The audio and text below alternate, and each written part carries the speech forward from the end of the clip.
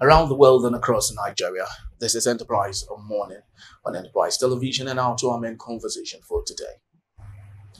The Nigeria Police Force, the Dragon Squad, and representatives of the Department of State Services on Wednesday stormed the Cross River State Assembly complex following the free-for-all that ensued after the impeachment of the Speaker, Right Honorable Elvet Ikom Ayambem. Ayambem, who represents Ikom 2 State constituency in the Assembly, was impeached on Wednesday, May 22, by 17 members of the House over allegations of misappropriation of funds. Members of the Assembly had complained about the Speaker's behavior and the way the Assembly was run. Yes, exactly. And the impeachment motion was moved by Honorable Efiom Ekarika, representing Calabar South 1 constituency, and seconded by Honorable Omanga Charles Omanga, representing Bekwara State constituency. The lawmakers, who cited gross financial misconduct, incompetence, non-compliance with legislative laws, and failure to convene leadership meetings as the grounds for Ayambam's removal, also accused him of inability to account for 48 million naira meant for electricity bills and over 404 million naira from the Internal Revenue Service designated for oversight functions. They also alleged that the Assembly leadership had not been able to account for 20 million naira from local government deductions, incompetence and wrong conduct of plenary proceedings, and an alleged he induced loyalist members to move or second motions rather than following the democratic practice of allowing members to volunteer. Yes, very well. And still in the studios with us, just like we did promise you, is Cyril Abaku. Thank you so very much for being with us. Yes. So there we have another conundrum and fracas in Cross River State. The Speaker, Ayambam, has been impeached by a 17 member of the House, and this is very synonymous to what we've seen in decades since the launch of New Democracy in Nigeria. So why do you think this is a bit different from what we've seen in the past? It's really different, except that in Cross River State there was a similitude of propriety. How do I mean? 17 of 25 impeaching the Speaker sounds good, like what they should do. But how is it that what united them to impeach the Speaker could not then unite them to take the House? Come again. Yes. If they were united enough, 17 of them, to impeach the Speaker, what was their post-impeachment plan? Okay. Why fall into a free-for-all after you achieve a common goal? Power is a very delicate thing. And if you're not careful, ever had the story of 3 robbers who went to rob? I mean, this is a very an old story. After the robbery, one now told the younger one, go and buy something, or go and get us something. Food. Yeah, okay. So, but, and in the end, all 3 of them died. Died because they each wanted as smart as the other. When you take power, usually at that level, power is not taken maybe between power is taken usually by coalition. We are united against a common enemy. Less one to take power. But if you don't have a strong post-election, sometimes there are a lot of hidden knives. So we agree to take power, then within that agreement, there are sub-agreements. Once Bangladesh did the same thing. The story was that after he had taken power in 1988, the first thing he did was to sack the police chief that allegedly supported him. Because the man was always complaining, they're not giving money. So he used, as soon as he got the nuisance, for his nuisance value, he just became head of staff for fire the man. So there was no trouble about the man at all around him anymore. So this is where we are, right? Usually, politics in itself is not a bad thing. If we can have politics when we should have politics, and close the chapter on politics when we should close the chapter on politics, and move into governance and leadership. But sadly, we don't. Now, the Speaker too, having been impeached, we saw the statement his pressman wrote yesterday, that the impeachment was speculating. I don't know what that means. That he remained the Speaker of the House. That he remained. Look, the thing is usually there is no place any Speaker can stay in office if he didn't have the governor's backing. Because usually it was governors who usually gave money to lawmakers to do their bidding. Yeah. We saw what happened in Edo State, where somebody wrote boldly that the lawmakers had been given 15 million naira each. This was weeks before the impeachment of Philip Shaibu. If the story is not, but I mean, we've seen these footprints everywhere. So, is the speaker in the good books of Mr. Governor? And is it possible that political intelligence didn't filter into government house that the speaker was going to lose his job that day? We saw it happen in River State too, where we were told that we could have woken up here that the governor had been impeached, only for insiders loyal to the governor to cause mayhem. In fact, it led, mayhem, political mayhem, not physical mayhem. Even though we saw it spill over into the bombing of the House of Assembly. There was a speaker in Nigeria who bombed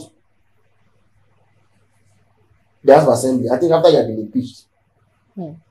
Today, that man is on the federal cabinet of President Bola Tinubu. So, something is clearly not right.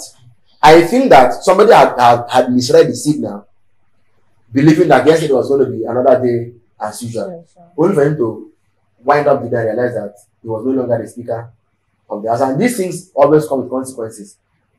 In politics, it is never a good place to be the one playing catch up.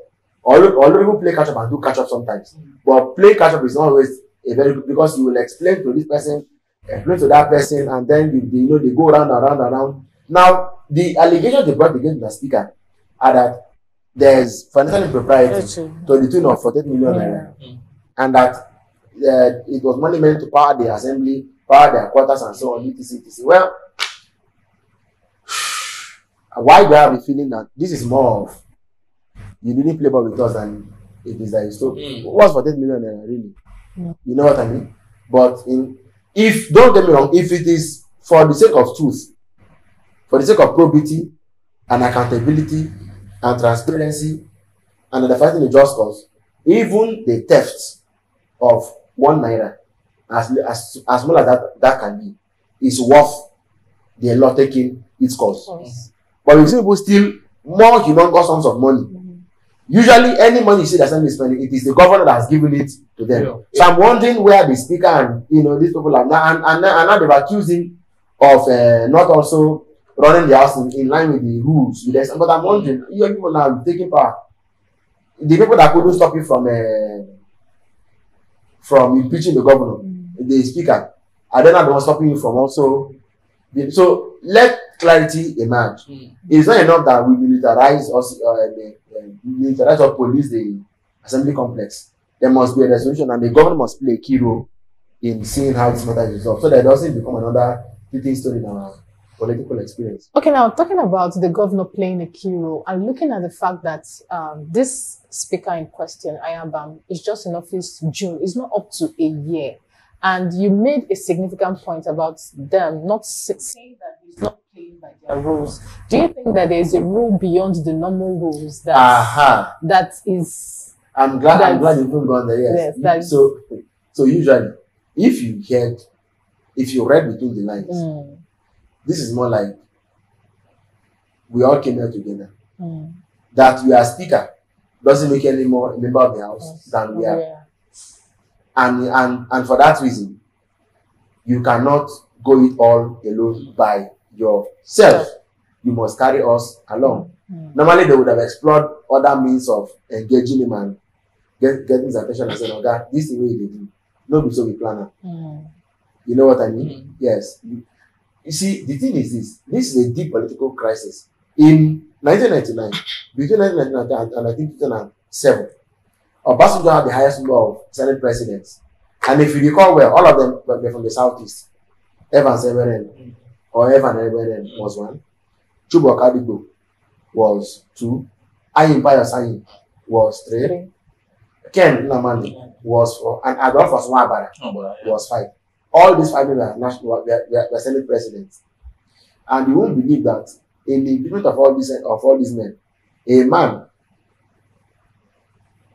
by the name of Arthur Nzeribe was the architect. He was the chief impeacher of all the Senate presidents. when he was a senator. He never really said much on the floor. Mm. But once Arthur had been given the green light to impeach the Senate president, Arthur did the very job. He knows what to do. He knows what to do. You will just come back the following morning and find certain things in your pigeonhole, and you have been told what to do. Arthur was the architect of all of those things. Mm. So, and it means that Nzeribe was the strong man of the Senate who took his orders from higher quarters. Let me just put it that way, right? So, if a man like Arthur was behind you, let's assume you are safe. If he wasn't, your position was precarious. Mm. Now, in Cross River, look at Ehie. Ehie was one man in River State that withstood an entire house and made sure the government was not impeached. Ehie was just one man. He knew the right and he knew the button to press, and as he pressed that button once, the impeachment couldn't hold anymore. Mm. We now hear later on him saying that he was even given money, offered money to impeach the governor. Mm. But because of Ehie, the governor's shelf life has extended. So this is where are the critical stakeholders in Cross River Assembly that should have forestalled the improvement of the speaker? I don't know the ones who would have now turned against him, because the fulcrum of power knows where the magnet for its operations draws it to. If the necessary people that should help you now turn against you, you know what I mean? It becomes a real problem. So I think that in Cross River, something has given. The people that should help the governor not to be impeached are the ones who are arguably come to say, "Okay, we don't think you're." You see, in every power situation, there are usually singular voices that can echo 1,000 times, and there could be groups of voices that will not even land with the thought, and there will be no echo anywhere.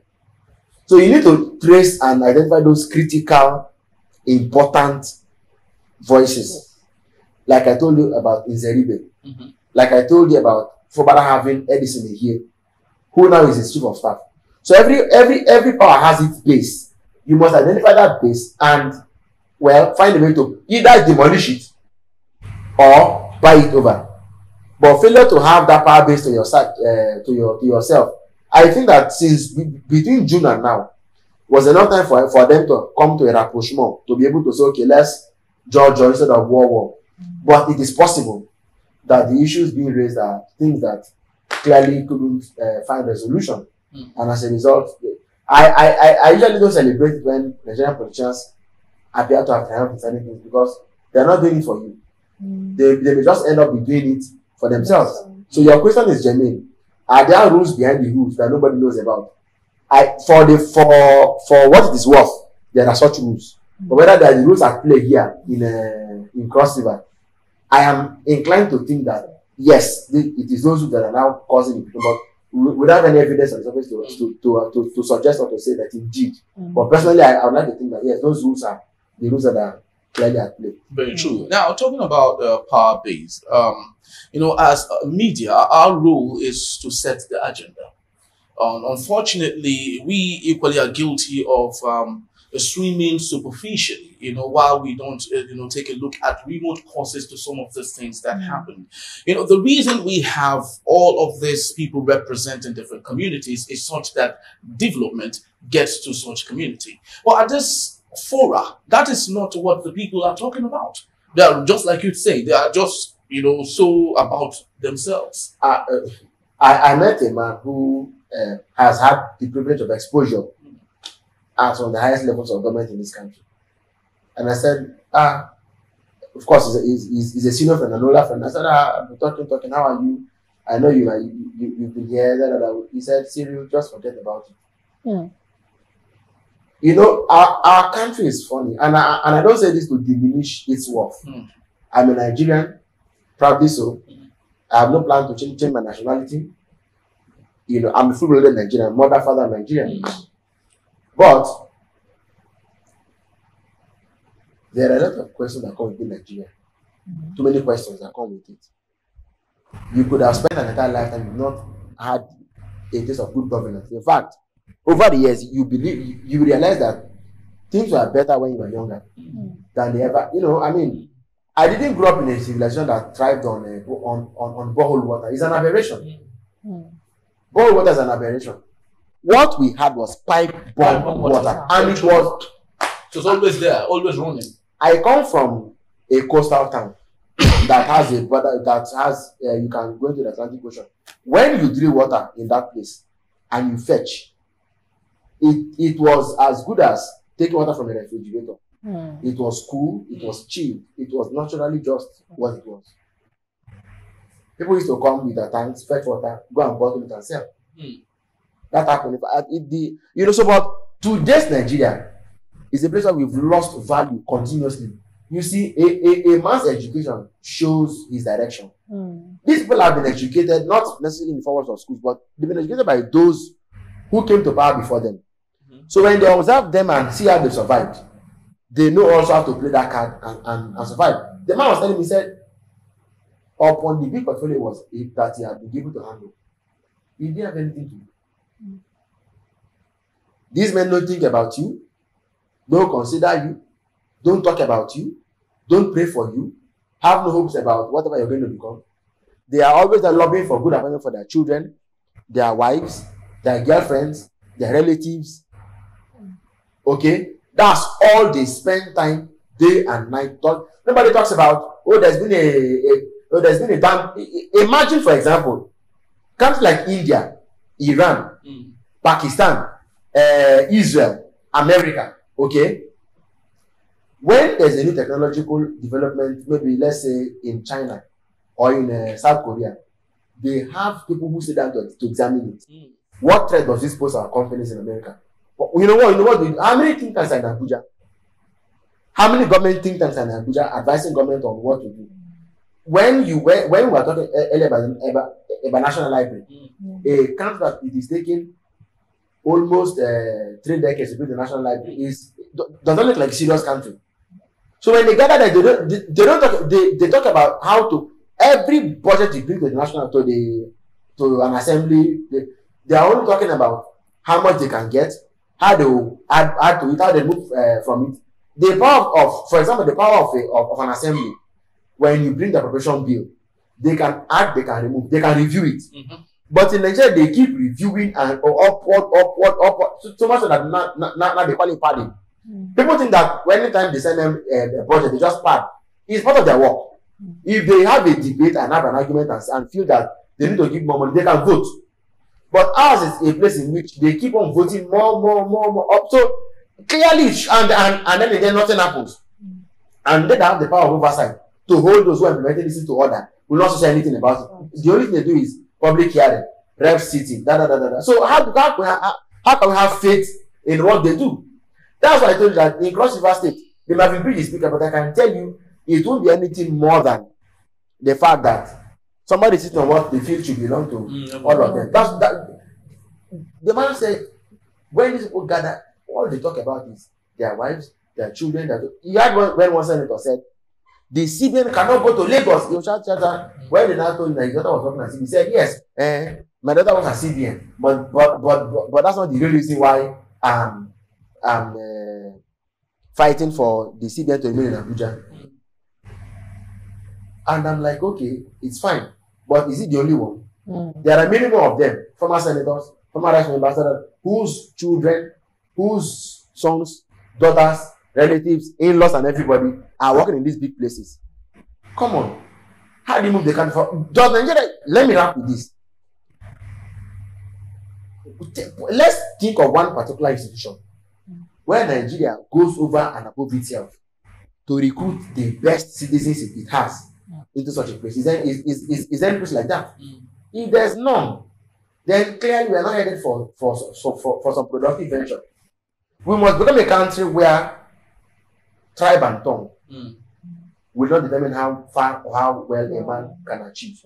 It must be merit. It must be a space where everybody is free to achieve anything he can achieve as ability can carry him. If that became the case, I can assure you that we can come out of the woods in a short time. So you're anti-federal character? To a large extent, yes, I am. I am for inclusion, but not federal character. There's the inclusion is a different. Inclusion is an acknowledgement of diversity, right? But federal character that makes it compulsory and puts incompetent people in very important places, that's not what it should be. Very true. You see, Choma, I sometimes I get to, hope and wish for Nigeria to be a country, like some of the countries we see in the Asian tiger, Singapore, Malaysia, Thailand, where those representing constituencies see it as a big sin, stealing from the covers of the people. And if they are being accused, let me use the word accused, because until you're proven guilty, you're still a suspect. And if they're accused, the citizens to step down and resign. But here, they still want to still remain in power and still go for judgment. That is the truth. Well, we hope that in due time, our leaders will know that it's for the people, by the people, for the people. Exactly, very true. Well, that's just about the size of our show today. We'd love to say thank you to Cyril Abagu for being part of our show and making our time out of your very busy schedule to be part of our show. And also, I wouldn't have done this better than not having my my beloved Choma being part of our show today. Thank you so very much for being a part of our show. But please do well to visit our website daily at www.enterprisetv.com. Like, comment, and follow us on all our social media platforms at Enterprise TV7. I am Henry Ikwibike. I am Choma. On behalf of the entire team, thank you for watching. Bye-bye from us.